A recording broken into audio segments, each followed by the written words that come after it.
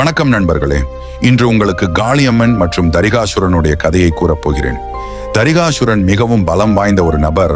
புராணங்களில் தரிகாசுரன் பிரம்மரை நோக்கி 5 லட்சம் வருடங்கள் தவம் செய்தார் என்று குறிப்பிடப்பட்டுள்ளது. தரிகாசுரனுடைய தவத்தினை கண்டு பிரம்மர் நெகிழ்ந்து அவன் கண்முன் தோன்றினார் மற்றும் தரிகாசுரனை பார்த்து, உன் தவத்தில் யாம் ஆனந்தம் அடைந்தோம், உனக்கு என்ன வேண்டும் என்று கேட்டார். தரிகாசுரன் பிரம்மரிடம், எனக்கு அமிர்தத்தை பரிசாக கொடுங்கள், அதை அறிந்து நான் அமரனாக மாற வேண்டும் என்றான். அதற்கு பிரம்மர், அமிர்தத்தை என்னால் தர இயலாது, அதற்கு பதிலாக உன்னுடைய மரணத்தை நீ தீர்மானிக்கும் வரத்தை உனக்கு தருகிறேன் என்றார். அப்பொழுது தரிகாசுரன் சூழ்ச்சியான ஒரு வரத்தினை கேட்கிறான்.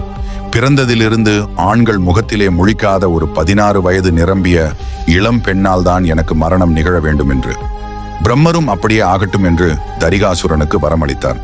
கேட்டவுடன் வரம் கிடைத்ததால் தரிகாசுரன், ஈஸ்வரனை விட நானே உயர்ந்தவன் என்ற எண்ணத்தில் அனைத்து உயிரினங்கள் மற்றும் ஜீவராசிகள், தேவர்கள், முனிவர்கள், விஷயங்கள் என்று அனைவரையும் துன்புறுத்த ஆரம்பித்தான். இதனால் அனைவரும் அவதிக்கு உள்ளானார்கள். ஆண்களே பார்க்காத பெண்களை இவ்வுலகில் இருக்க மாட்டார்கள் என்ற ஆணவத்தில் தேவர்கள் அனைவரையும் என்னைத்தான் நீங்கள் கடவுளாக வழிபட வேண்டும் என்று கொடுமைப்படுத்தினான்.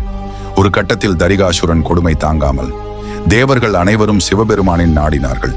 அப்போது சிவபெருமான், உங்கள் வேதனைக்கு முடிவு உண்டு என்று கூறி பார்வதி தேவியிடம் சென்று, நீ யாரும் பார்த்திராத ஒரு குறிஞ்சி காட்டுக்குள் குழந்தையாக அவதாரம் எடுத்து பிரம்ம ராட்சசியின் அரவணைப்பில் 16 வருடங்கள் காத்திரு, அதன் பிறகு நான் உன்னை வந்து மணப்பெண் என்று கூறினார். அதற்கு பார்வதி தேவியும் சரி என்று கூறி குறிஞ்சி காட்டுக்குள் ஒரு அழகான இளம் பெண்ணாக வாழ்ந்து வராங்க. இப்படியே 16 வருடங்களும் கடந்து போகிறது. சிவபெருமானிற்காக காத்து கொண்டிருக்கிறார்கள் பார்வதி தேவி.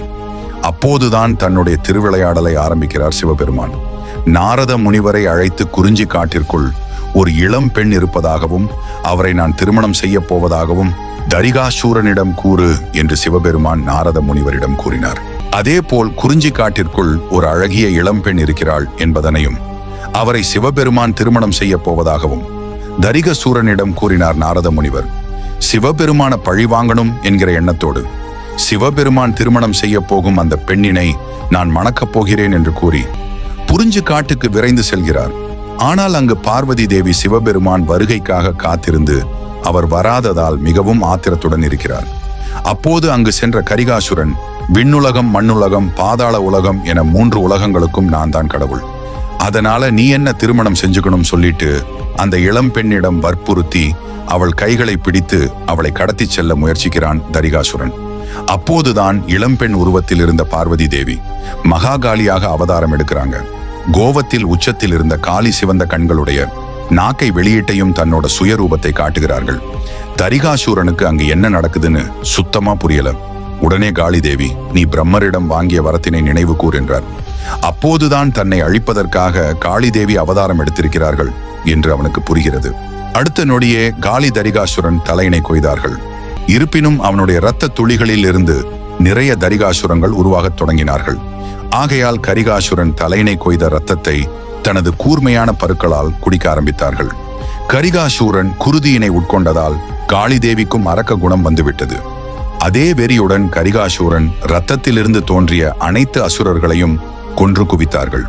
இதனால் பூமி முழுக்கவும் இரத்த வாடையும் இருளும் ஆதிக்கம் செலுத்தியது. தேவர்கள், முனிவர்கள் எல்லாரும் கலங்கி போகிறார்கள். அப்போது விஷ்ணு பகவான், பிரம்மா என அனைவரும் காளி தேவி முன் தோன்றி அவர்களுடைய கோபத்தினை தணிக்க முயல்கிறார்கள்.